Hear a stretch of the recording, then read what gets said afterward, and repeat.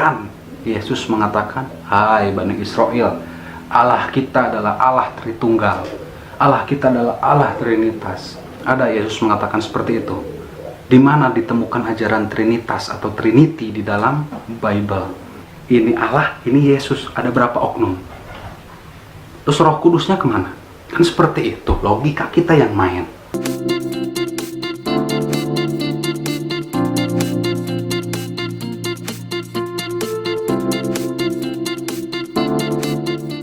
Sesuai dengan permintaan teman-teman semua, gue akhirnya memutuskan untuk mengeluarkan video ini. Trinitas atau Tritunggal adalah sebuah doktrin yang paling sering dipermasalahkan oleh kaum muslim, terutama orang-orang yang menuduh kita. Dan gue tahu pada akhirnya memang gue harus membahas tentang hal ini. Sedihnya adalah tidak sedikit orang Kristen awam yang kebingungan ketika diperhadapkan dengan polemik dari doktrin Trinitas. Dan dalam edisi kali ini gue sengaja mengemas pembahasan pengajaran tentang Trinitas ini berdasarkan perspektif dari Mualaf Channel. Buat teman-teman yang belum pernah tahu, dia ini pernah menuduh, mengeluarkan video dan mengatakan bahwa Yesus itu mencuri keledai atau Yesus itu berdosa karena durhaka kepada mamanya. Anda sudah baca Bible Anda? Dan inilah dosa Yesus yang saya ungkapkan, mencuri.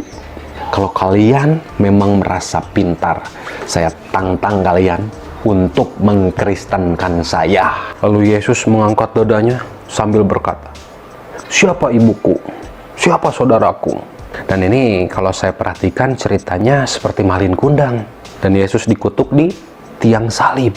Sesuai dengan namanya, dia adalah seorang mualaf yang dulunya pernah beragama Kristen Advent. Dan segala kebingungan dia ini adalah refleksi dari mungkin sebagian orang-orang Kristen yang juga bertanya-tanya dan mempunyai dasar pengajaran Trinitas yang tidak kuat. Sekali lagi, video ini dibuat untuk menjawab keberatan-keberatan dari kaum muslim terhadap kaum Kristen di dalam sisi Trinitasnya. Karena gue berpikir akan ada waktunya di mana gue akan membuat konsep Trinitas ketika berhadapan atau berjumpa dengan kaum ateis atau agnostik. So, kita nggak pakai lama, saksikan video ini sampai selesai supaya nggak gagal paham. Karena Yesus juga mengajarkan untuk menyembah Tuhan yang Esa. Tidak sadarkah kalian di dalam Markus 12 ayat 29, Yesus mengatakan apa? Hukum yang terutama adalah, dengarlah hai orang Israel. Allah kita, Tuhan kita Esa. Oke.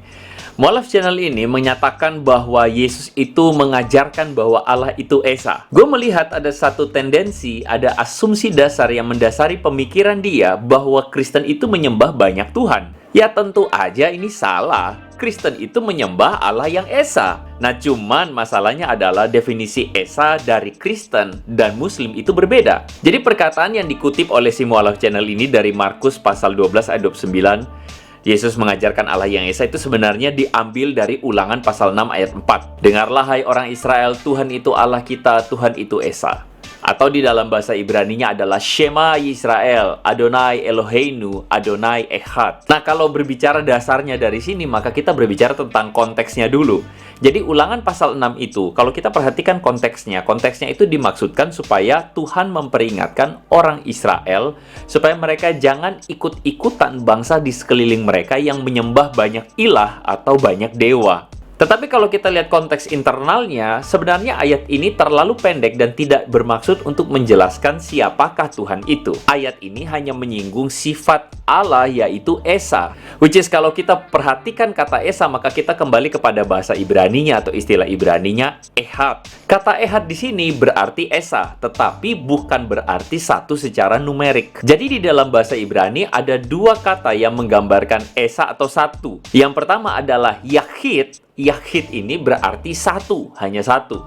Sedangkan Ehad ini berarti bisa satu, tetapi memaknainya adalah satu kesatuan. Gue kasih contoh langsung deh. Misalnya di dalam Bilangan pasal yang ke-13 ayat 23, di situ dikatakan ketika mereka sampai ke lembah Eskol, dipotong mereka sana satu cabang dengan setandan buah anggurnya. Teman-teman perhatikan kata setan dan buah anggur, di situ menggunakan kata ehad. Jadi ada sekumpulan buah anggur di dalam satu tandan buah anggur itu sendiri. Atau misalnya di dalam bagian lain, misalnya di dalam Yehezkiel pasal 37 ayat 17, di situ dikatakan begini. Gabungkanlah keduanya menjadi satu papan atau sebenarnya tongkat atau ranting ya, terjemahannya. Sehingga keduanya menjadi satu dalam tanganmu. Kata satu di sini menggunakan kata apa? Ehad. Jadi dari dua ayat ini saja kita bisa menemukan bahwa kata ehad itu tidak mempunyai makna satu secara numerik, tetapi mempunyai makna satu secara kesatuan. Adonai ehad. Jadi Adonai itu adalah satu kesatuan. Kita lanjut ya. Bukan. Yesus mengatakan, "Hai Bani Israel, Allah kita adalah Allah Tritunggal." Ada Yesus mengatakan seperti itu. Di mana ditemukan ajaran Trinitas atau Trinity di dalam Bible? Ya, seperti biasa. Jadi argumentasi dari Muslim adalah di mana dikatakan ada kata Tritunggal di dalam Alkitab diajarin. Coba kita pikir pakai akal sehat gitu loh. Jadi kalau misalnya tidak ada kata Tritunggal, bukan berarti makna Tritunggal itu tidak tersurat di dalam Alkitab.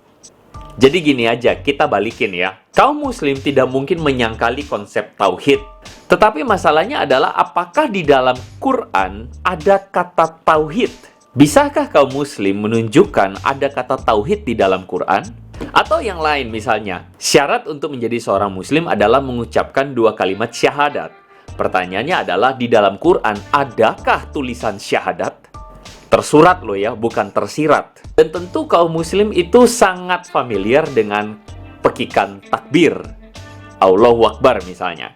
Nah, apakah ada tulisan Allahu Akbar di dalam Quran? Sejauh yang gue pelajari, gue tidak pernah menemukan kata tauhid, kata syahadat, maupun kata Allahu Akbar di dalam Quran. Tetapi tentu bukan karena tidak tersurat di dalam Quran, bukan berarti konsep itu tidak ada, bukan.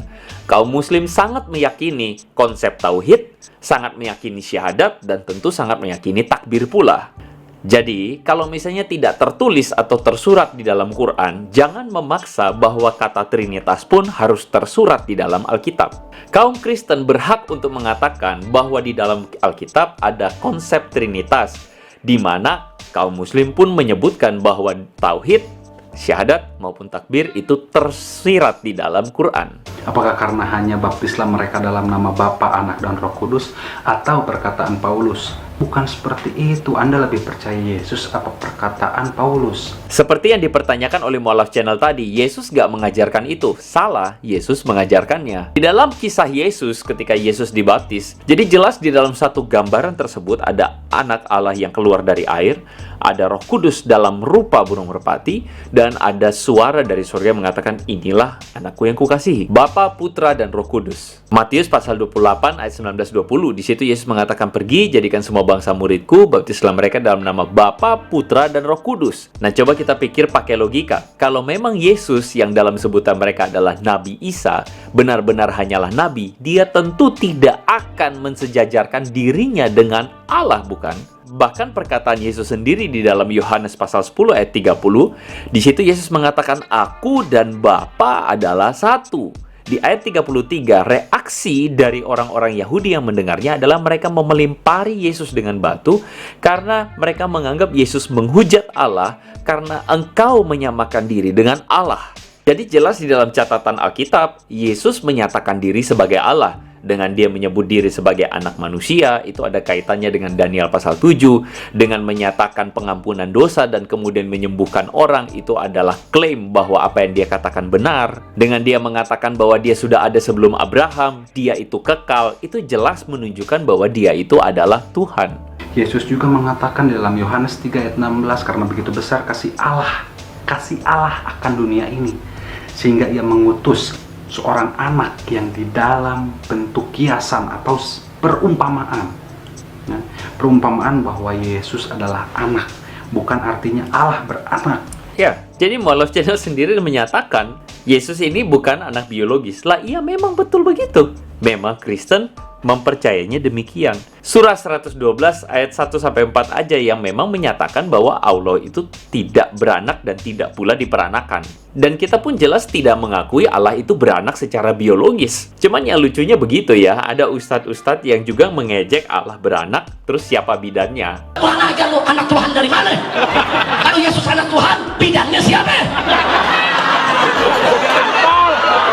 So, jadi gini ya, memang para murid Yesus itu tidak memaknai sebutan Yesus sebagai anak Allah berarti Allah itu beranak secara biologis. Itu salah banget. Bahkan sampai berpikir Allah menikah dengan Maria lalu punya anak Yesus, itu lebih salah lagi. Jadi perkataan Yesus sebagai anak Allah itu tentu adalah sebuah simbol, dan itu menekankan keilahiannya. Kenapa? Karena anak itu mewarisi hakikat dari bapaknya. Jadi si perkataan anak Allah itu mewarisi hakikat Allahnya sendiri. Dan dengan kata lain mengatakan bahwa Yesus itu adalah Allah itu sendiri.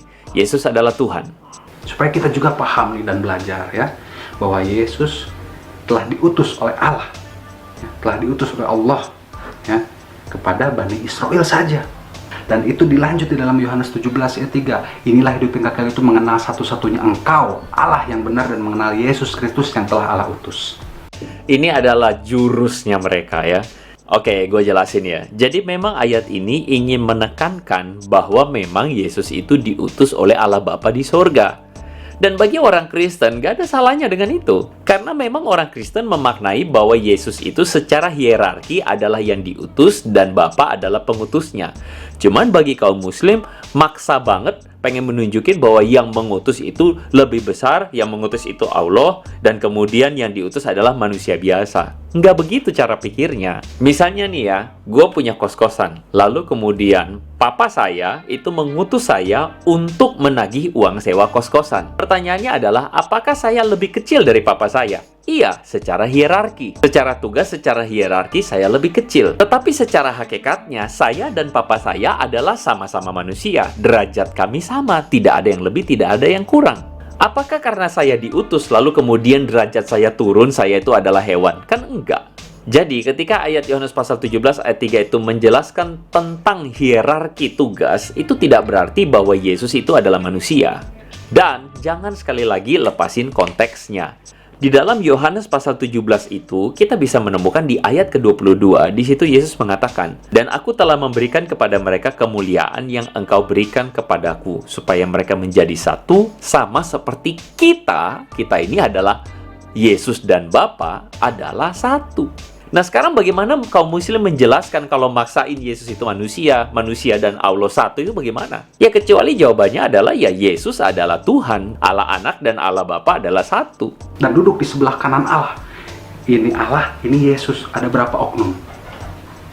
Terus Roh Kudusnya kemana? Kan seperti itu, logika kita yang main. Iya, ada berapa oknum? Ya 3.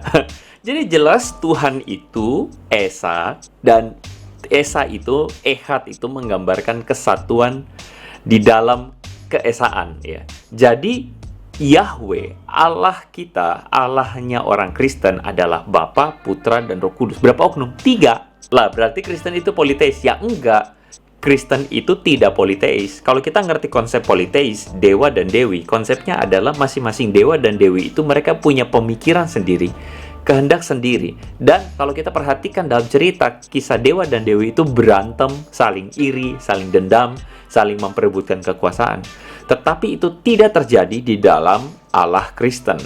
Allah Kristen, Bapa, Putra, dan Roh Kudus menyatakan dirinya, dan mereka itu masing-masing punya satu pemikiran, satu kehendak, satu perasaan. Jadi gini ya, gue yakin bahwa sebagian teman-teman kepalanya udah mulai panas. Betul nggak?